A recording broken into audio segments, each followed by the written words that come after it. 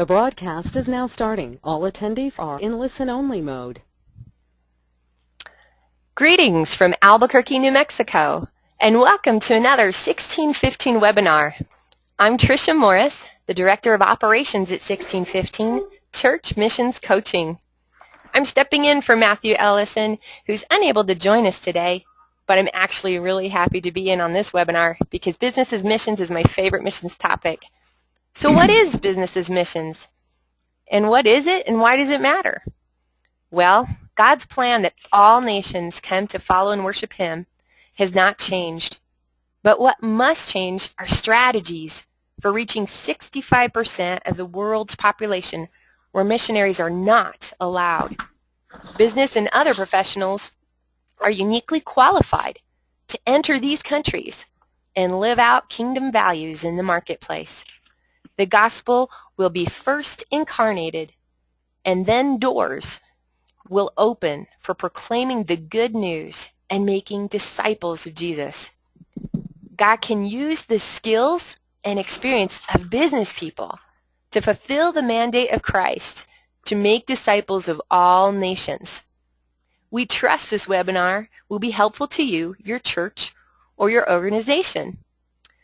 Today's subject matter experts are Larry Sharp and Dean Callison. We're having a little bit of technical difficulties getting Dean logged on, but we will continue to try to get him connected with us. Larry and Dean were presenters at a Business as Missions luncheon we had here in Albuquerque, New Mexico. 1615 invited business professionals from all over the city to join us for lunch and hear about how their unique skills in business could be used to make disciples of all nations. It was a lot of fun. We had a great time that weekend. So Larry Sharp is the Director of Training at IBEC Ventures. Dean Callison is a Business as Missions coach for 1615. In just one moment, I will hand the microphone over to Larry and Dean. But first, a couple of details. Number one, your phones are muted to preserve sound quality. You can listen through your computer speakers, or you can call in on the telephone. As questions come to mind, please type them in that question and answer panel located in the GoToWebinar task panel on the right-hand side of your screen. We will be addressing questions and comments for the last 15 to 20 minutes of our time together. So nearly 50 people are registered for today's live webinar.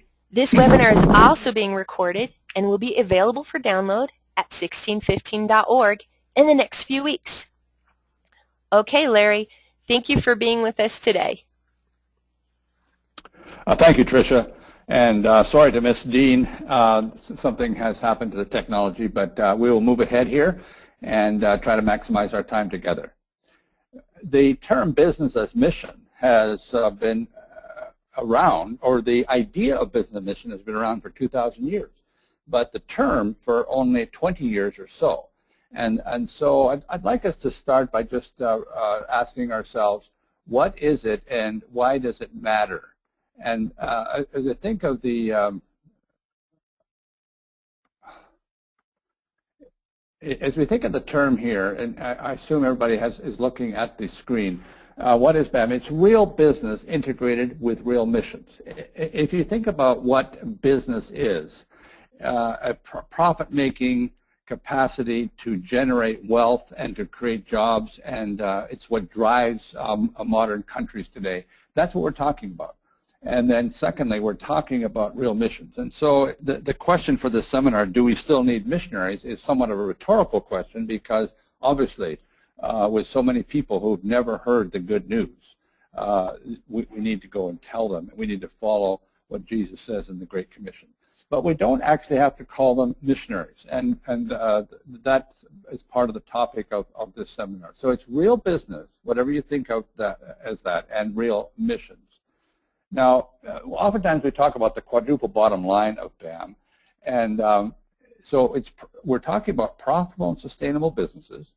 We're talking about businesses that create jobs and wealth for a community, and we're talking about what some people call spiritual capital through the making of disciples. And so at the heart of this is that we're combining the idea of a real business with the opportunity to live out and demonstrate the incarnational gospel in the workplace, and at the same time integrate proclamation or opportunities to share the good news and to make disciples of Jesus. And then the creation stewardship is that we see the whole world as every person created in the image of God, and that person needs to hear about who Jesus is and to understand his work of personal salvation. And Larry, so, yes. I'm sorry, Larry. Can we check? Dean, are you there? No, I just thought he might have checked in. I apologize. Okay, should I go ahead, Trish? Yes, sir. Thank you. I apologize. Okay, one of the things that's a challenge for this whole idea of business as mission is what some people call the sacred or secular dichotomy.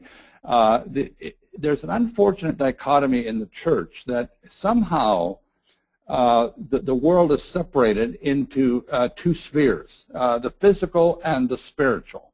Some people refer to that as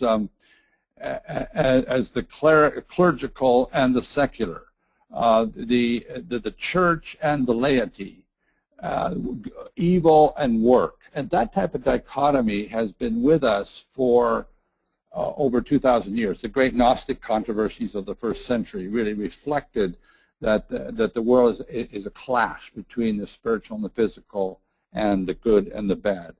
But with regard to business as mission, we see all of God's creation as one unit. Mike Baer, who wrote Business as Mission, one of his books, it says, there is no secular, no sacred. There's no business and ministry. All is sacred. All is ministry. So business as mission is based on the idea that God, from Genesis chapter 1, is the God of work. And he commissioned Adam and Eve to work. And we are to be workers in his kingdom. And that's a high and holy calling. And so as we think of how this plays out in the church, Trish, I'm not able to advance the slides here. Can you give me, thank you. I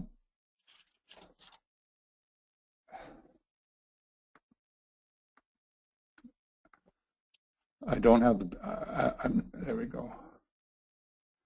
So if we think about our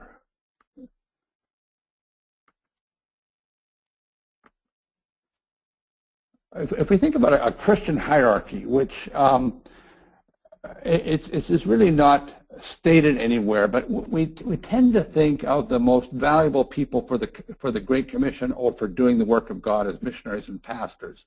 And then a second tier would be elders and Sunday school teachers and the helping professions, and at the bottom are business people. Now we don't broadcast this, but this is kind of a hierarchy in the church. Now if we stop to think about it, if we ask, well, who's responsible for carrying the gospel to the ends of the earth? We would say, well, that's the missionaries, or that's the people who are trained for that. And as we look down, well, the business people role is to pay and to pray. And this whole business as mission idea is based on the concept that everybody should play with regard to the Great Commission. And so that hierarchy is not what God intended. God created all people unique with skills and abilities and experiences and gifts. And we're all called to love him, to love our neighbor, and to seek to make disciples. As it says in 1 Corinthians 10, whatever you do, do it all for the glory of God.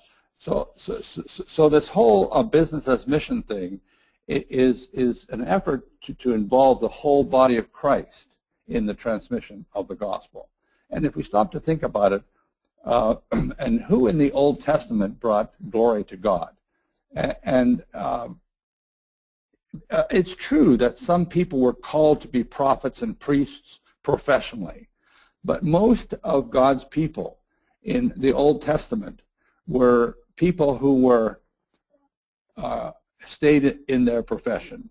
And if we look at that from the New Testament as well, we see the same thing. We see fishermen and farmers, and we see doctors and managers, and we see craftsmen and clerks. And we see most people staying in the profession that they were called to stay and living out the gospel. Trish, I don't have the key again. Okay, there we go. If we look at the book of Acts, chapter 8, we have an amazing glimpse of how God expected the Great Commission to thrust itself into the ends of the earth. In chapter 7, 8, Stephen was killed, and this great persecution came upon the church. And as you move into the subsequent chapters, we see that that the Christians were persecuted, and they started to leave Jerusalem. And as they moved out from Jerusalem and into the chapters beyond chapter 8, all the way to chapter 17, by the time you get to chapter 17, the Christians were in Thessalonica, which is a long ways from Jerusalem. They'd gone up through Antioch, through Asia Minor, over to Cyprus, different places, and had everywhere they went, it says they preached Jesus. And an amazing thing, at least for that particular time period, was that the apostles stayed in Jerusalem. Later, of course, most of them did leave. But at that time, the everyday Christians. And as we think about that, how do you think they supported themselves? They were not professional missionaries in the sense that we think of missionaries today. There was not a small group tasked with spreading the good news to the ends of the earth. The everyday Christians did that with their skills. They lived out the gospel in the workplace. The Apostle Paul, of course, being one example of that. But as we think about today, the 21st century, I think we're looking at primarily the idea that the gospel, as Billy Graham said not too long ago, that when someone asked him, well, do you think there's going to be revival preachers like the 19th and 20th century saw in American history? He said, no, the great work of God in the 21st century will be through everyday Christians living out their faith in the workplace of life. So in short, business as mission is accomplishing God's kingdom purposes through workplace business endeavors. And if you stop to think about it, you boil the whole gospel down to three simple things that Jesus asked us to do. Number one, to love him. Number two, to love our neighbor. And number three, to make disciples of all people. So the Great Commandment and the Great Commission. And so that's a little bit definition of what BAM is. And there are four reasons why this is important. And it's kind of an apologetic for why do we do this? Why is this important in the 21st century? And the first one is the Great Commandment. And I've mentioned that already. And if you stop to think about the fact that 50% of the world lives on less than $2 a day, and they're mostly in the slums of the mega cities of the world. You have over 30 countries with 30% unemployment or greater, many countries with 40, 50, 60% unemployment. I think we have to ask ourselves, what does love look like there? What did Jesus mean by loving your neighbor? And the business as mission idea is based that if Jesus was to come into the arena of poverty and injustice, the trafficked world, the world of trafficking today, and all the things that we know to be evil about this world, one of the things that Jesus would say to us who have wealth in America, and we understand how wealth is created, we understand the gospel, we understand our Judeo-Christian heritage, we understand the work ethic.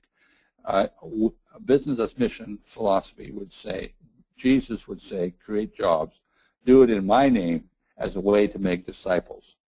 It's somewhat following Luther's comment where he said, I quote, a gospel that does not deal with the issues of the day is not the gospel at all.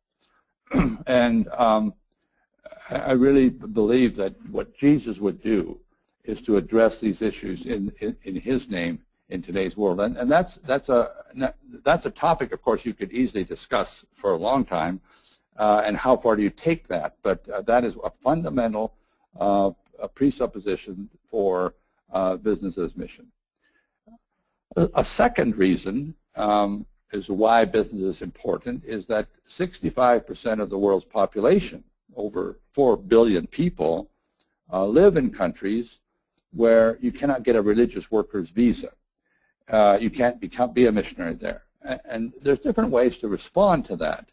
And so we're not saying that everybody should start a business or everybody should go and franchise a business there, or we should the whole answer is businesses. But one key answer is to have authentic, real businesses, not fraudulent ones, not fake ones, real job-creating, income-producing, profitable, sustainable businesses. And that as a way to demonstrate that God is at work in the world. Bob Roberts, in his book Localization, which is a great book on this subject, he says, there are no closed countries. And I just said that there are 70 of them. He says there are no closed countries. And then he puts a comma and says, we just have to change our methods. And I think that that's a key thing, that God is not done with these people. God is, the great images of Revelation 5 and Revelation 7 have not happened yet. And it's our job to reach these people with the gospel. That's a second reason. Most of these people who are unreached, and we're well aware of, the missiologists' 1040 window, are in these regions. And the third one, to me, is the most powerful. And this particular item that's an apologetic for BAM is that the whole body of Christ can be involved when everybody reminds themselves or gets the realization that we are all wired uniquely by Jesus, but by the creator of the universe, with a skill, a capacity, an ability to do something. And disciple making is for everybody. Now, business as mission is very, very emphatic on this point, that the Great Commission was not outsourced to the professional missionary. We need the professional missionary, and we don't want them to go away. It was not outsourced to our pastors only, and we need our pastors. Those categories of people, many people think of as apostolic, and the apostles, the spiritual leaders, and they are all, we need them here, we need them abroad. But the whole body of Christ is to make disciples, and we can do that through our industry, through our skill, through our business. And for those who don't actually go and live there, there are lots of ways to connect through consulting and coaching, investing, and those kinds of things that will connect all of us with the Great Commission.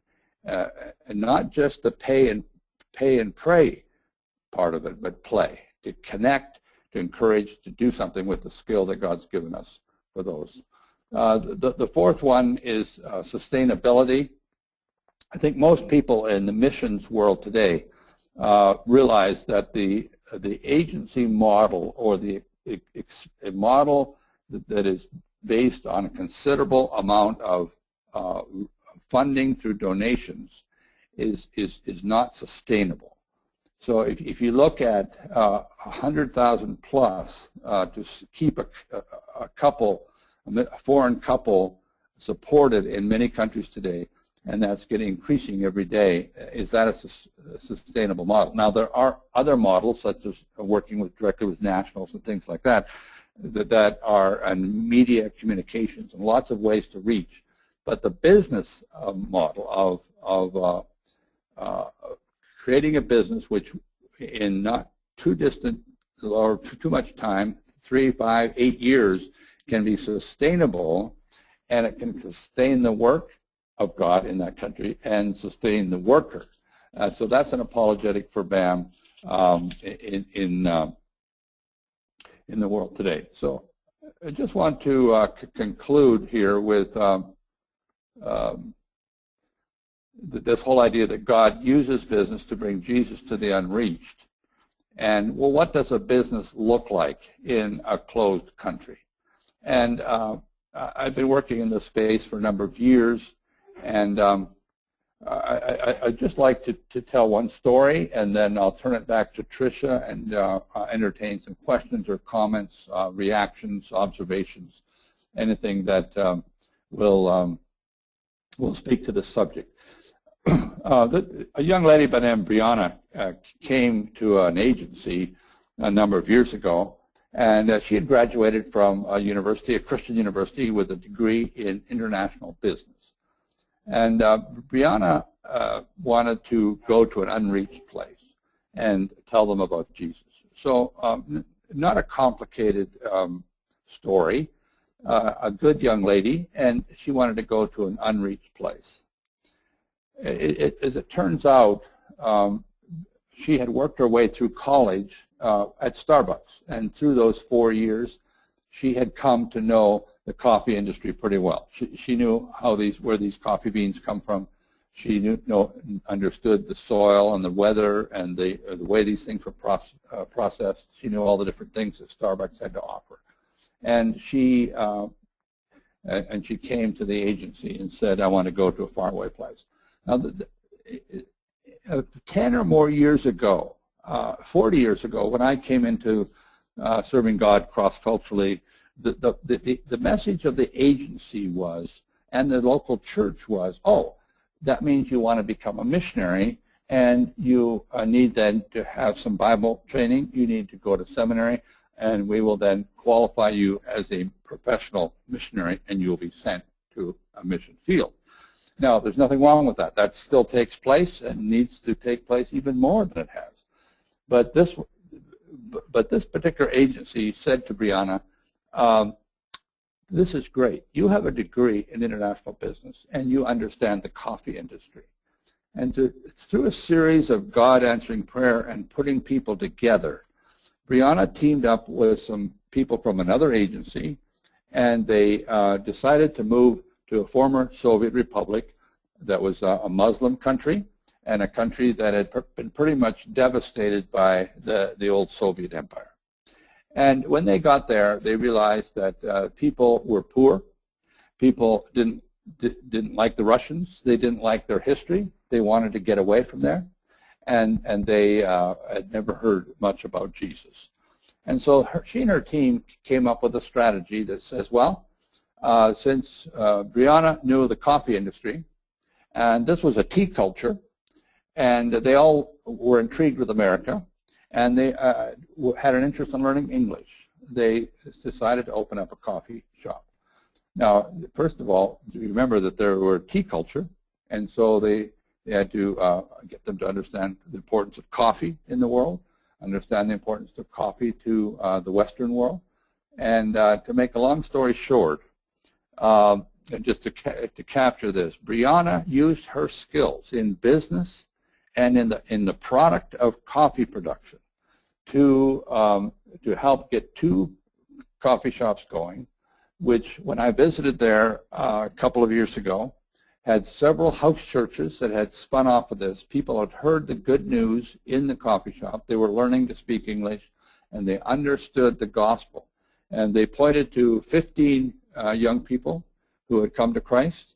In the coffee shop itself, there was about 25 employees in the 2 coffee shops.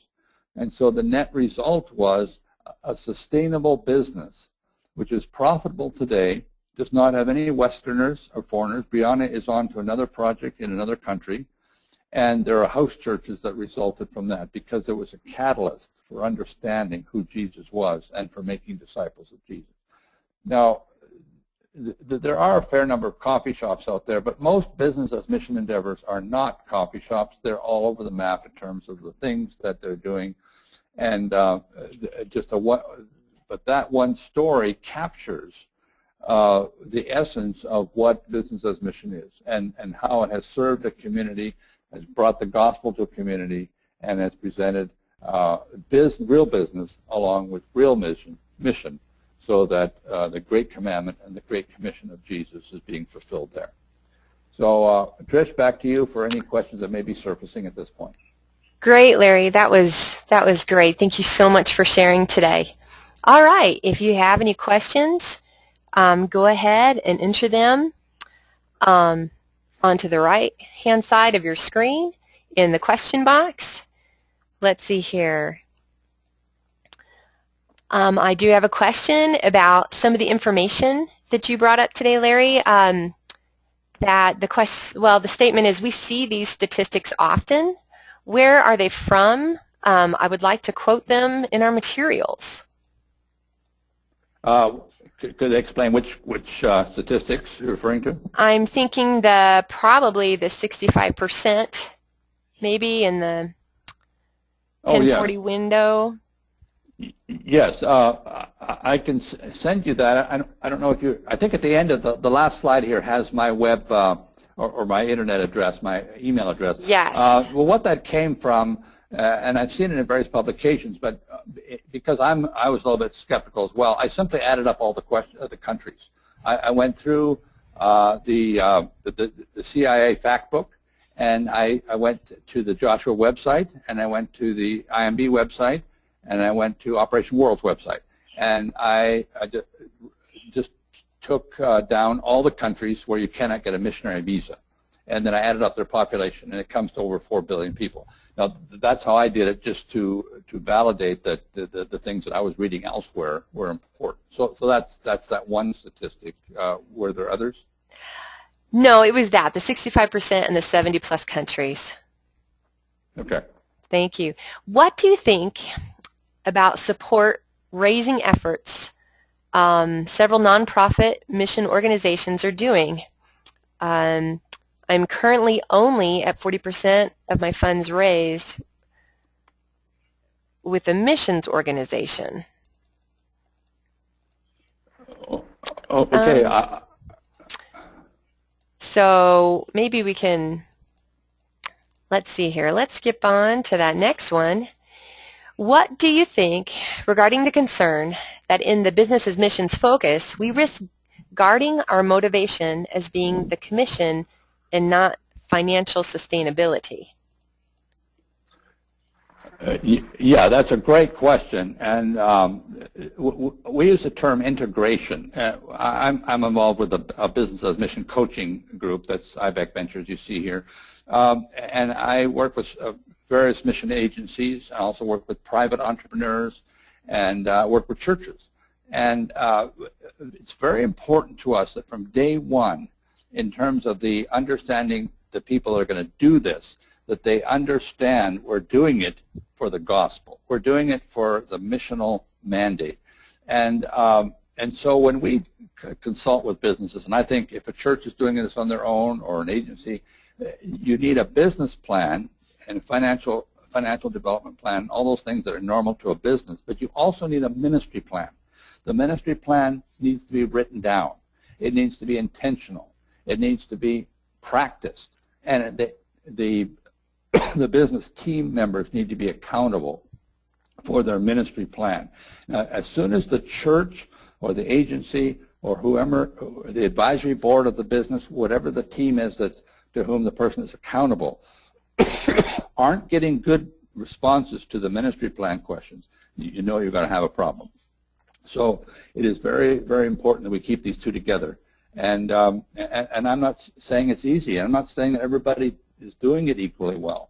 But to me, the ministry plan, and there's various steps for doing that, and I can give some examples if you want here, but I won't take any more time for now unless you want me to. It needs to be treated equally well as the business planning process. That's great. Thank you. Another question here. Is it wise for traditional missionaries to learn to run a business, or is it best to leave business as missions to trained business professionals? That's a great question. My experience with numerous agencies is that probably not more than, in any given agency, no matter how big they are, probably no more than 10 or 15% can come out of their traditional missionary calling and go into business. And that is because they probably have business degrees or business experience in their background, and they kind of gave it up for Jesus because they thought they needed to become evangelists or Bible teachers or whatever. And that might be a good thing, but not everybody should or shouldn't do that. But my experience is that probably no more than 10 to 15%. And my view is that the future, if we're looking at if Jesus doesn't come back in 10 to 20 years, I think in 10 to 20 years, God would have raised up thousands of business people, not just American, but from the two-thirds world, who are in business, taking those businesses to the ends of the earth. That's the future. And for example, I speak on a lot of college campuses, and I only go to the business departments. I don't go to the mission department. Not that somebody shouldn't, and that's good. But I go to the business departments because I know that God's people are there, and the future lies in not the agencies trying to make themselves into businesses, but in business people learning that they too can be missional and they can take the gospel through their businesses to the ends of the earth. That's great. Another question, we have a lot of great questions here. In your experience, Larry, have you seen many people go overseas as traditional missionaries and then transition to a self-supported business as mission model once they have had a chance to get to know the market and identify an opportunity? Yeah, it's a great question. Typically, a missionary who's been in a country for a number of years and who has learned to love to live there. He learns the language, he likes the culture, and God's called him there, and he feels at home there. And you say, well, you're in danger of losing your visa, or things are getting rough here, and you say, why don't you start a business? And he typically says, oh, how hard can that be? The opposite of that are business people who are successful here. They run a business, they own a business, they've been successful, and God touches their heart, and they go to a faraway, a difficult place, and they say to themselves, oh, you're asking me to go to live in the Mideast or in South Asia? Oh, how hard can that be? Now, both of these only have a muted view of reality, because it takes the understanding of language and culture to live there, which is what missions bring to the table, and it takes the capacity to understand customers, to develop a product, to know the whole business world. And now to answer your question more precisely, yes, it is possible, but like I said, it's probably only 10% or so of any given agency that has the ability to do that, and then they need to have help. They need help from their home church. They need help, the business help. There's a great TED talk out there by Silvana who's not a Christian, but he says, God has never created anybody who can both make it, sell it, and keep track of the money. And so this takes a team. And so I think it is possible for people to come out of agencies, but they need a lot of help and a lot of complementary people on their team. Great. That's wonderful. We have a question from someone who's actually doing some business as missions in Peru. The question is, I've been attempting business as missions in Peru. Revenues in my industry, which is the computer programming industry, are at least 10 times lower than the U.S., so it does not appear sustainable unless substantial funding comes from the U.S. How do other BAMs... Yeah? Trish, I Yes. couldn't hear you. Your voice went up and down. So Oops, sorry about that. Is that better? No, only marginally. Go ahead and try again. Okay. This gentleman is pursuing BAM in Peru, and he says that the revenues in his computer programming industry were at least 10 times lower than in the United States. So it does not appear as sustainable unless substantial funding comes from the United States. How do other businesses' missions handle this?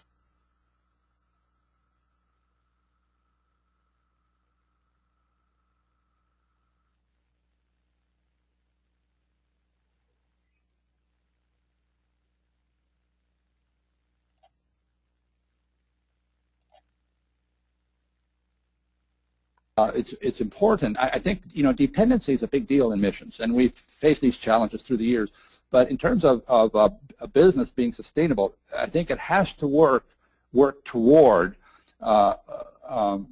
having itself dependent on the income from the business over a time period which could be anywhere from 3 to 8 or 10 years, so that we eventually wean ourselves off of the foreign donations. And by the way, it's a very tricky legal issue when you combine charity money that has received for tax purposes with investment money, capital money, or business loan money. Those are very difficult things to do, and you really need a tax attorney to help you understand all that. But there are examples of businesses that have achieved sustainability and do not need foreign subsidy in this whole world. But it's a long haul, and there's a lot of risks. But I think that has to be the goal. Okay, I'm not sure if I got the question, because the first part of your question I couldn't hear, Trish. Okay, I think that you got the majority of that question. Let's see here. Let's go to the next question. I'm sorry, there's so many great questions here. Thank you for your patience. Are there some specific resources that it says intentional workers can use in closed countries for discipleship purposes, given that there may be great demand on the time of the intentional worker from their for-profit employer? I'm a great believer in models. And for example, I use businesses like Bill Job's Mesha Company, like the Barrington Group, like a tour group in North Africa, like all of technology in India.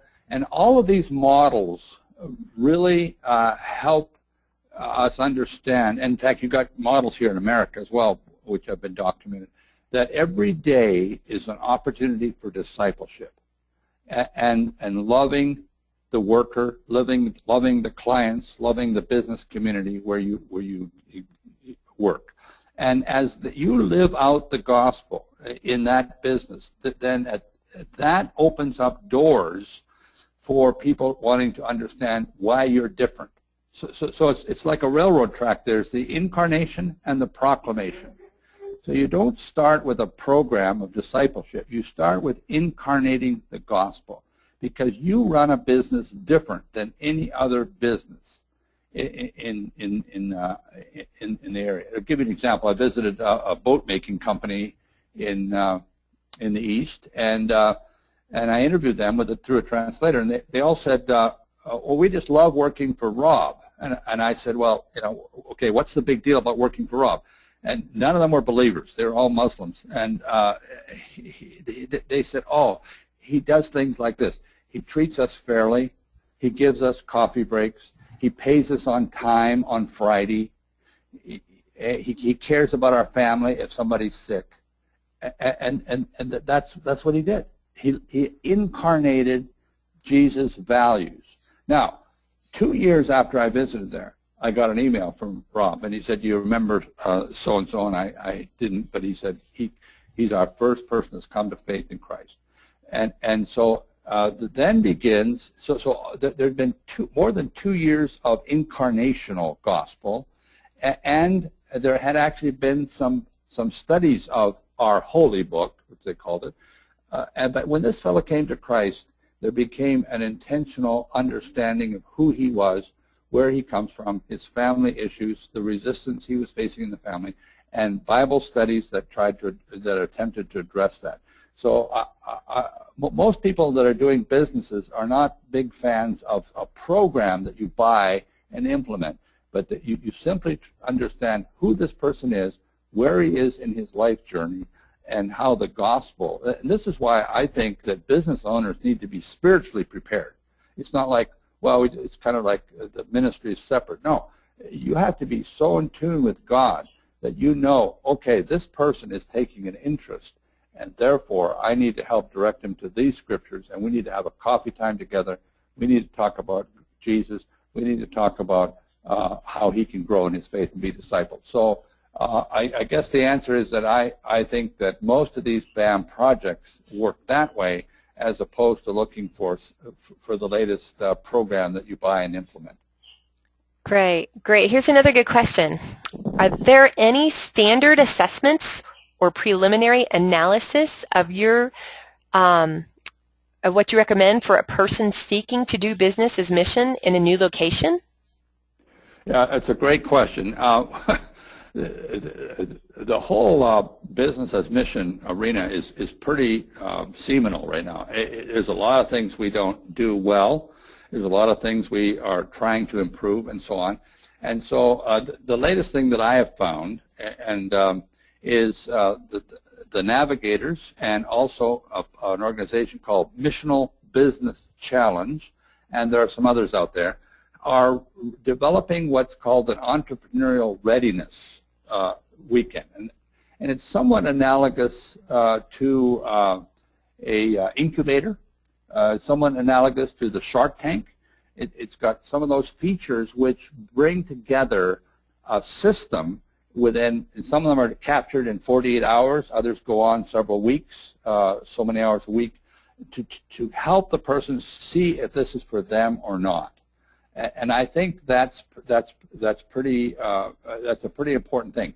And these things are very novel. I mean, you have some of those big incubator startup communities like in Kansas City and other places, Austin, Texas, and so on. Those are all secular, and a lot of those would do as well. But there's several groups trying to integrate those concepts with doing this missionally, both at home and abroad. And so that's just getting underway. You can email me, and I will be happy to introduce you to some of those people if that's something you're interested in. Great, great. I think I have one last question for you, Larry. What do you think about international students here in the U.S. getting discipled? Do you think they have a strong ability to become business leaders in spreading the gospel?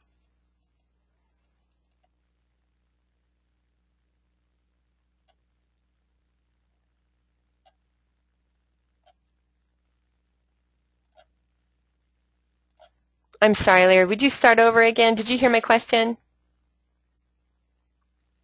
No, I did not. Could you say it again, please? Sure. Hang on one second. What do you think about international students here in the U.S. getting discipled? Do you think they have a strong ability to become business leaders in spreading the gospel?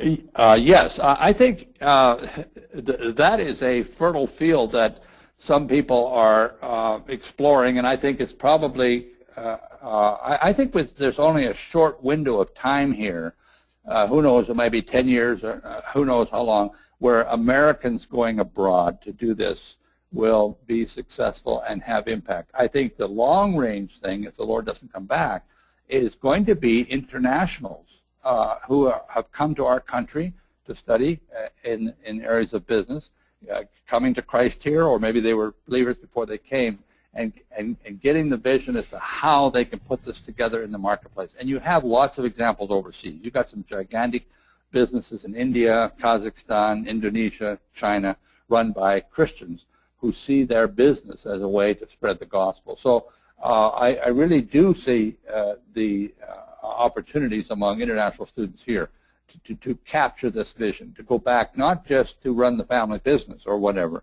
but to use this as a way to really be Jesus in the marketplace and spread his name to the ends of the earth. Great. That's wonderful. Well, thank you. We had some great questions today. And thanks again to Larry for sharing with us. I had one more. Go ahead, Larry. Yeah, just you see the website came up at the bottom there, understandbam.com. In the resource section of that website, you'll see a lot of other websites such as Business Mission Network, Work as Worship, those kinds of opportunities, so that will give you a great understanding of this whole field. So I wanted to make sure you saw that there on the screen. That'd be great. That'd be great. Larry, I actually have a request for you. If you're able to share the story about the workers in China that there was a company that was helping handicapped Chinese workers. Is that correct?